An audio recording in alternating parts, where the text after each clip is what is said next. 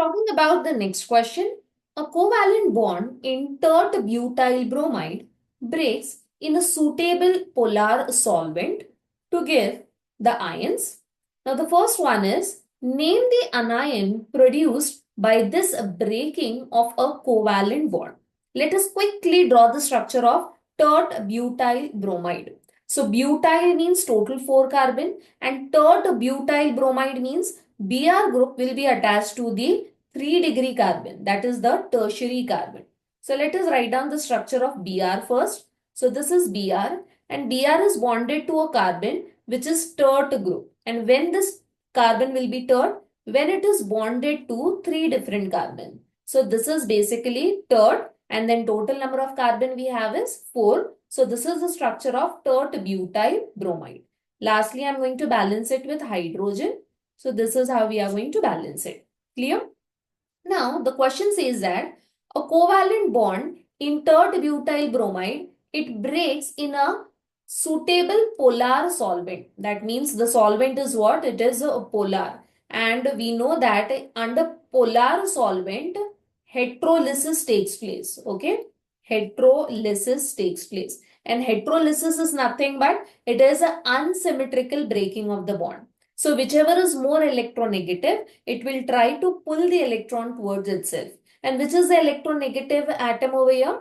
Definitely it is Br, right? So Br will pull the electron. Both the electrons will be pulled towards Br. And then the final product I will be getting is, this bond will break now.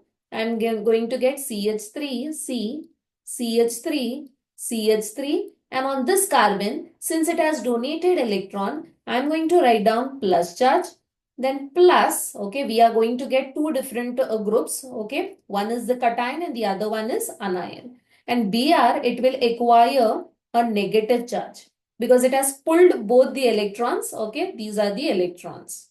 Clear? So basically, we have prepared a cation and one anion.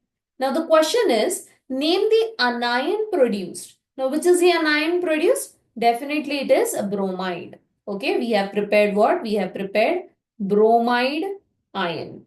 Okay, this is the answer to the first question, that is question A. Let us proceed with question B.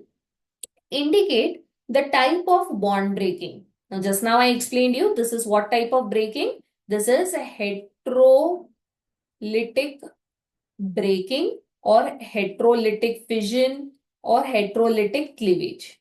Clear? Now coming to the last one, comment on geometry of the cation formed by such bond cleavage. Now we have a tert butyl carbocation. Okay, this is a tert butyl carbocation.